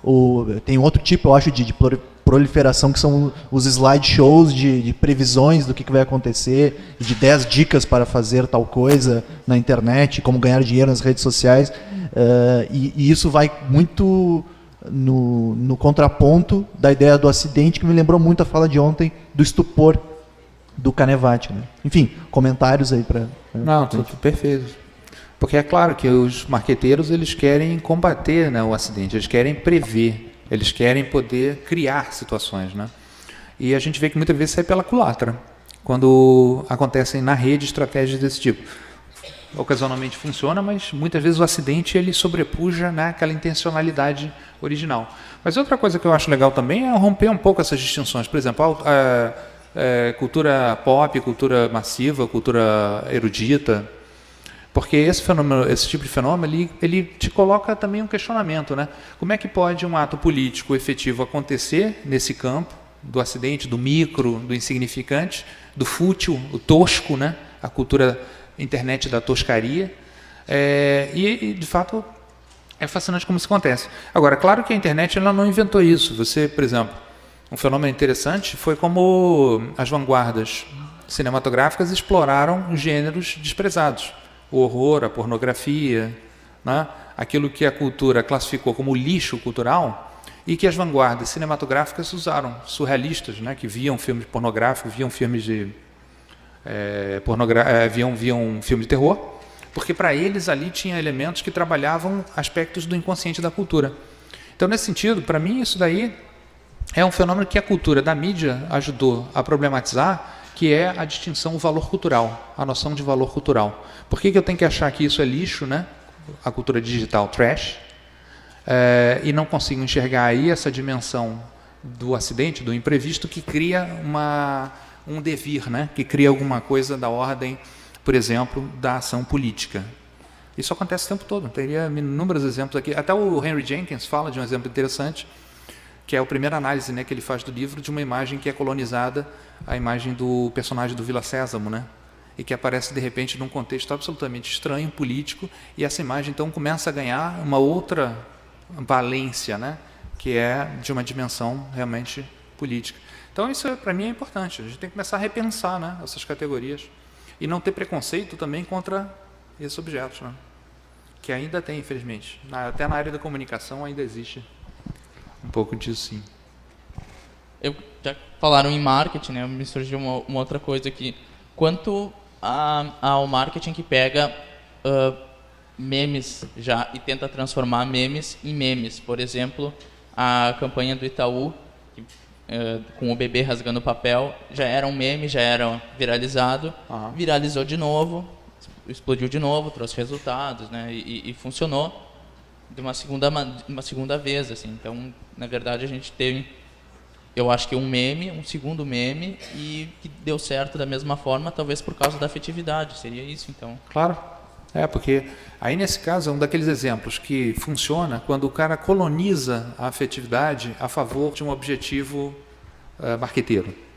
É super bonito, né? O vídeo tem essa dimensão, assim, o bebezinho rasgando papel, aquela coisa emocional, e de repente o capital vai ali e se mostra como uma coisa fofa, né? Aliás, o Zizek falou essa expressão de Gisele Bündchen, né? O capitalismo fofo. A gente está vivendo hoje o capitalismo fofo, em que uma associação totalmente inesperada de repente emerge, né, dessa ideia de que você pode, né, ser capitalista e ser bacana. E você pode colonizar esses fluxos de afeto e pode dirigi-los ocasionalmente através de uma estratégia inteligente, né, de marketing. E para mim a coisa mais fascinante que tem hoje são realmente esses livros de autoajuda empresarial. É um negócio impressionante. Jesus, o maior gerente de todos os tempos, é genial. Os caras realmente, porque eles pegaram a religião e converteram isso de fato em algo que já na prática funciona, não é? Que é a religião do capitalismo.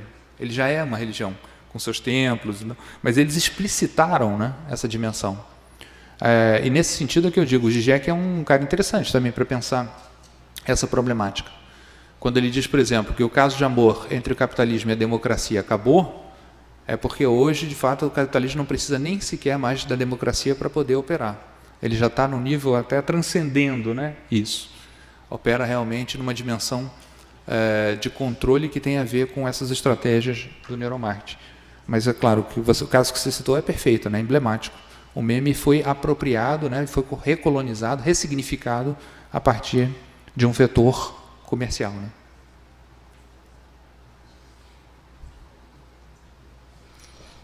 Eu vou te provocar um pouco, Eric, a pensar numa perspectiva que eu sei que não é muito habitual para ti, mas como tu trazes um autor que me instigou muito num certo momento, que é o Gabriel Tarde, e ele está muito na origem vinculado a um autor que esse sim é mais presente na minha pesquisa, que é o Bergson. Até que ponto esse acidente, esses ruídos, essa coisa que tu diz assim que o meme não está, e concordo contigo, o meme não está numa coisa, tu falas num afeto, o Bergson talvez falasse nas afecções, né? É como se de repente se pudesse localizar em certos pontos da comunicação e da sociedade, da cultura, a potência em si, o potente em si. Haveria, eu tenderia a poder fazer uma associação a partir de Bergson entre o acidente que acontece e que nós tentamos evitar o tempo inteiro que aconteça. Também na nossa pesquisa nós tentamos que ele não aconteça, não é? E o Bergson diz, não adianta. A evolução, mas ele fala de um outro tipo de evolução, a evolução é criadora. Então, há uma potência criadora na vida, há uma potência, há um devir potente. E, de alguma forma, esse meme, na tua leitura, quando tu criticas as teorias do meme e propões essa coisa de que o meme é ele, ou é uma tendência, eu tenderia, pelo menos, a me provocar nos próximos dias, quando terminar a Semana da Imagem, a pensar nesse viés. Tu te atreverias a fazer uma associação? Eu acho que o que a gente pode dizer, rapidamente, porque esse tema é muito complexo, não é à toa que esses caras eles foram, nos últimos anos, relidos, né, pela filosofia, por exemplo, Deleuze, né, que leu Bergson, Gabriel Tarde, Simondon, vários pensadores que ganharam uma espécie de sobrevida, né, contemporânea. Porque são exatamente esses caras que pensam essa dimensão assim do impensável. São eles que pensam esses agenciamentos que, aliás, essa terminologia do Deleuze, né, mas ele usa, que partem do molecular para o molar, daquilo que é da ordem do imprevisível, do isolado, do não institucional, e que chegam a afetar o grande, né? Claro, os fenômenos mais interessantes são esses, porque eles não estão nascendo numa área de poder, eles estão nascendo num lugar marginal. Os espaços da internet mais ricos são aqueles espaços marginais, onde nascem os vírus, onde nascem os hackers, né, as comunidades hackers, são esses espaços da margem, né, da rede. A gente sabe, inclusive, que existe toda uma dimensão quase que desconhecida de uma outra internet, que é aquela que não é catalogada pelos sites de busca, aonde você tem, digamos assim, uma espécie de um inconsciente, né, tecnológico, o inconsciente da rede. E nessa dimensão você tem uma série de experiências, agenciamentos que produzem impacto sobre o molar também, né? Sobre a dimensão mais ampla. Então, de fato, o que é interessante, né? Eu não sou nem um pouco um cara utópico, a internet veio para revolucionar o mundo, Pierre Levy, não, essa maluquice não, nada a ver. Pierre Levy é um cara muito leviano, eu acho até. Nesse sentido assim de uma cultura, né, da utopia radical, não, mas acontece que a internet de fato potencializou, né, uma coisa interessante, que é essas brechas em que determinados sujeitos, agentes que antes não tinham nenhuma agência, podem intervir de alguma maneira nos processos da comunicação digital e gerar então esse tipo de efeito. Esse caso aqui do Grumpycat é emblemático porque a gente viu como ele pode se virar, né, para um uso sistemático, ser apropriado pelo sistema como símbolo, né, de um capitalismo comercial e servir a esses interesses, mas também, me parece, a criação dessas afetividades que rompem com aqueles comportamentos que a gente não para questionar, né? Você não para pensar, eu tenho que ter muitos amigos, mas por que você tem que ter muitos amigos? Por que você tem que reproduzir a lógica, inclusive, da própria reprodução? Por que você não pode trabalhar na contra-imitação? Porque no Gabriel Tarde tem isso, né? A lei da imitação não é só aquilo que se reproduz, são aqueles movimentos em que se cria também os efeitos de contra-imitação. E você não sai da rede, né? Você não é uma atitude ludita, né, de você sair do tecnológico, mas dentro, no interior da rede, você explora as brechas, né, aquelas zonas de ruído. E não é à toa que os pensadores, para mim, mais interessantes do digital foram os caras preocupados com o tema do ruído. Flusser, que fala o tempo todo sobre isso. E, inclusive, o cara, nos anos 80, já associa a figura do hacker, que era uma coisa muito ainda emergente, à ideia do ruído. O hacker como o ruído do sistema.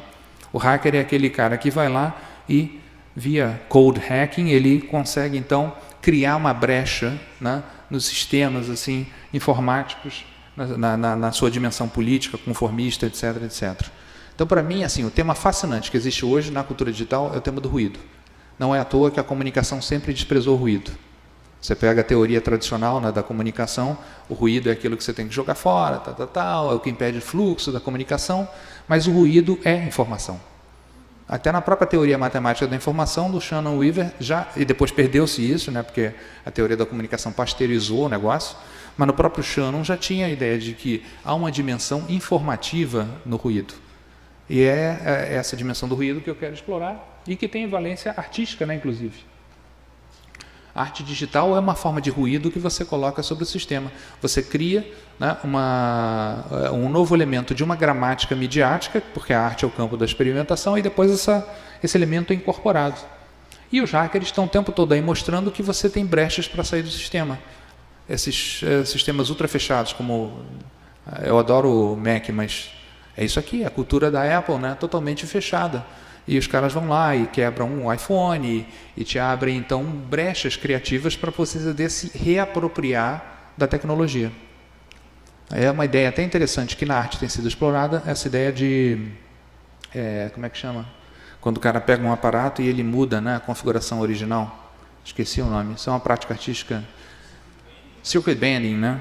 A ideia do circuit bending, que tem aí também uma dimensão... que a arte está junto da política. Porque eu acho que hoje é interessante, inclusive, pensar um ativismo digital que tenha uma dimensão estética, que seja uma atividade artística ao mesmo tempo que é política. Só para concluir, eu fiz uma palestra lá no Museu do Vale sobre arte digital e cultura hacker, e falei de um caso super interessante, que é um coletivo de artistas franceses que o que eles fazem, eles consertam monumentos públicos que estão quebrados, mas ninguém vê caras fazendo isso. É um mistério. Como é que eles consertam, por exemplo, o relógio do Panteão, que estava quebrado há vários anos, e eles foram lá e consertaram, e eles consideram isso uma forma de ativismo. Como é que eles fazem? Eles roubaram da Prefeitura de Paris os mapas dos túneis subterrâneos. A rede. É interessante. As redes. E eles vão, então, né, por esses túneis, chegam atrás, por exemplo, do relógio lá do Panteão, e eles consertaram durante meses, os caras ficaram lá fazendo aquilo, e de repente volta a funcionar.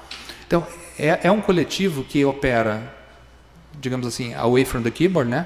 Mas o que eles estão fazendo está totalmente decalcado na lógica do digital. É um trabalho de rede e é um trabalho que se dedica, inclusive, a repensar o tecnológico, né, na sociedade. Para a gente não aceitar a tecnologia como uma coisa que está dada, acabada aí, como, por exemplo, a indústria informática gostaria que a gente aceitasse. Uma tecnologia sem história. O computador apareceu do nada. Então ele não tem uma história, uma arqueologia, uma produção, porque ele está aí, você simplesmente tem que ter o computador e você tem que ter a última tecnologia, você vira o escravo do upgrade. Não, é pensar a dimensão histórica, né, desse fenômeno. Por isso a ideia da arqueologia, que eu acho que aqui também é importante. Né?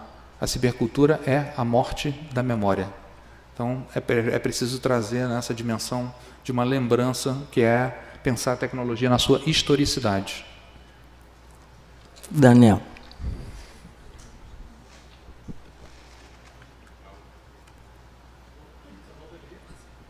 Oi. Constantemente, quando o pessoal usa o Flusser, né, em trabalhos, inclusive hoje à tarde, é citada a questão de que o resultado do uso do aparelho já está programado no próprio aparelho, né?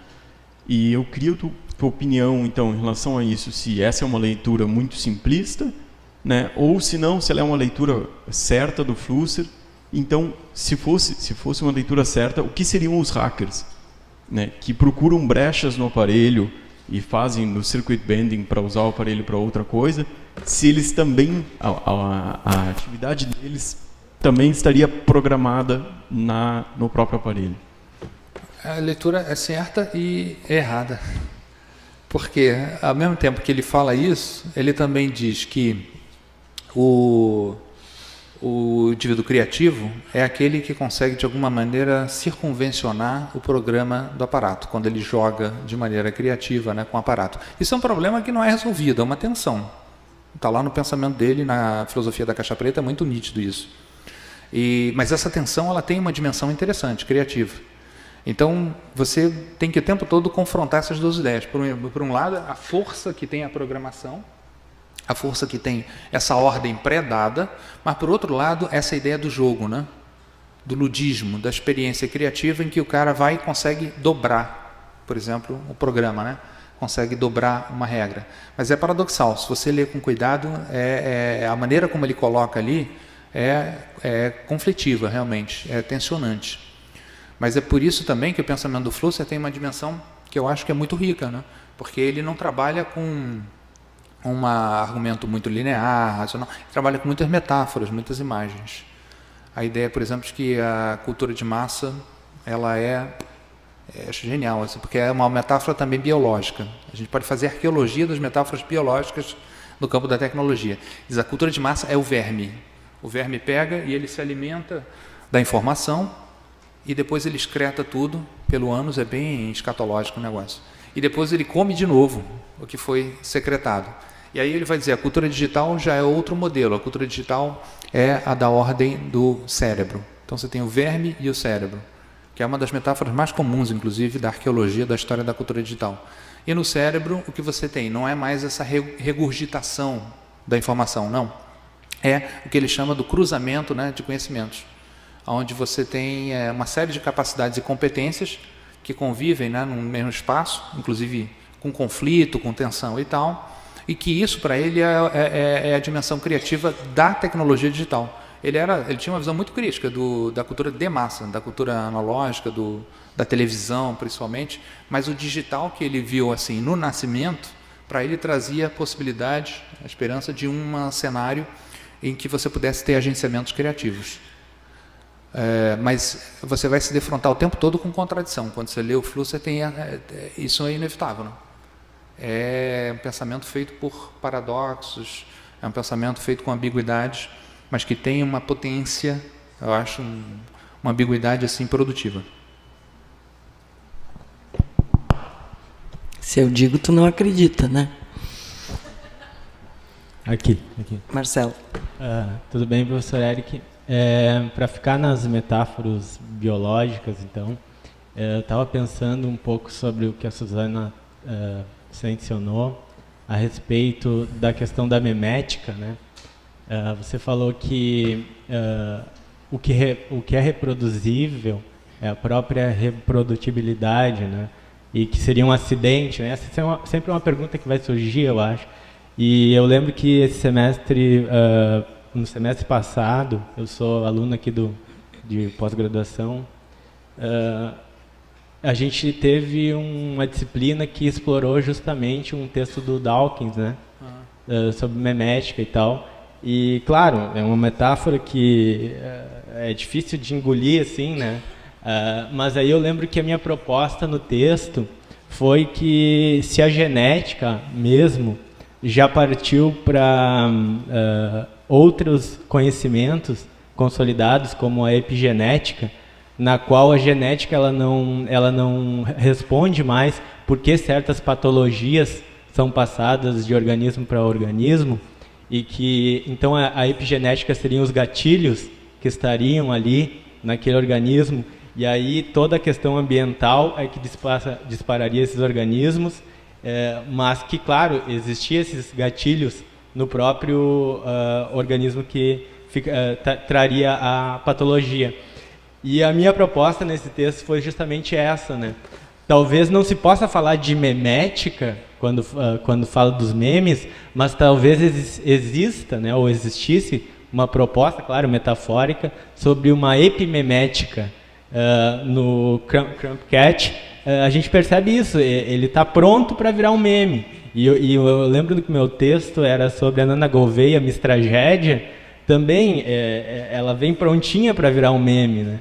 Então, quer dizer, tem uma questão ambiental, que é o ambiente da rede, que torna ela um meme, mas a minha proposta nessa situação é que ele tem pelo menos uma potencialidade de virar um meme. Eu queria que você falasse um pouquinho a respeito.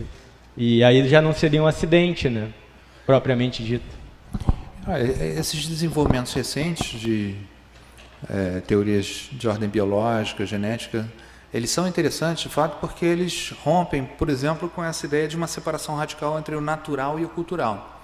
Você tem, por exemplo, essa teoria do neurônio espelho, espelhamento neuronal, quando misteriosamente, de repente, um comportamento que está sendo executado, uma carga elétrica, num neurônio é replicada por outra célula distante.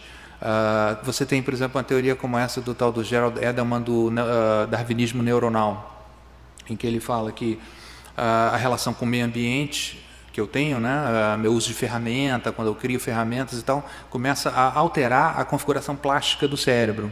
Meus neurônios vão fazendo outras conexões a partir dessa relação que tem com o ambiente. Então, de fato, o que está acontecendo, eu acho, de mais interessante nesses campos hoje, é essa noção de que você não pode mais pensar o natural como um campo que está radicalmente separado do cultural. Especificamente, inclusive, na situação humana, né? Em que se define o humano por aquilo que ele cria na dimensão tecnológica. Então, não é que primeiro existe o humano e depois a gente fez a tecnologia, não. A tecnologia fez o humano, e é que nem o negócio do ovo e da galinha, né? Você não sabe o que veio primeiro, porque é uma relação de codeterminação. Então, essas hipóteses assim, mais recentes nesse campo da fisiologia, esse tipo de pesquisa, eles apontam para algo que nas ciências humanas, eu acho que também aparece com essa linguagem, por exemplo, que é característica de um pensador como Bruno Latour, esses caras que pensam a ideia do híbrido, que começam a pensar o social em relação com o biológico, né? E a partir daí, sim, a gente pode fazer algumas pontes interessantes e pode mapear como a história dessas metáforas. Um trabalho riquíssimo, fascinante, seria você fazer a arqueologia da metáfora, por exemplo, do cérebro, né? Como é que a tecnologia, a internet é pensada como cérebro. Tem uma longa história que passa por aí McLuhan, passa por aí o Flusser, uma série de pensadores da comunicação, né, interessantes, que se apropriam disso. Mas se você for na ideia da prótese, que as pessoas acham, por exemplo, que é o McLuhan que inventou, não, é muito mais antiga, né? A ideia da prótese, da tecnologia como prótese, você mapeia já lá no século XIX, na filosofia da técnica, por exemplo, onde isso já aparece. Mas hoje, nitidamente, a gente pode criar um cenário epistemológico onde essas distinções elas não são mais radicais, né? Então, pensar a relação profunda da natureza e da cultura é um fenômeno que permite também pensar de outra maneira a minha relação como humano, orgânica e tal, com a tecnologia. Aí, nesse sentido, acho que o caminho que você está indo é, claro, muito mais interessante, muito mais rico do que essa visão, por exemplo, memética de uma ideia evolutiva, linear, né? A história ela tem que ser pensada, eu acho, como feita de rupturas, retornos, não uma teleologia, né? Algo que caminha em direção a uma evolução cada vez maior. Não, é cheia de acidentes, é cheia de interrupções, é cheia de retornos, né? Uma história assim do tipo Foucaultiano, né? Em certo sentido.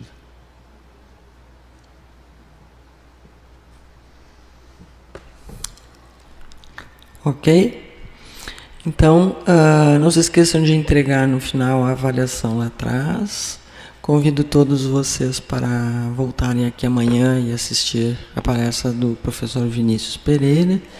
E quero muito de novo agradecer ao Eric pela oportunidade de compartilhar contigo a tua pesquisa, essas tuas reflexões que eu tenho certeza que, ainda que tenham ficado não tantos aqui no final, é de interesse de cada um de nós. Tá? Muito obrigado, Eric. Obrigado a você, obrigado pela paciência.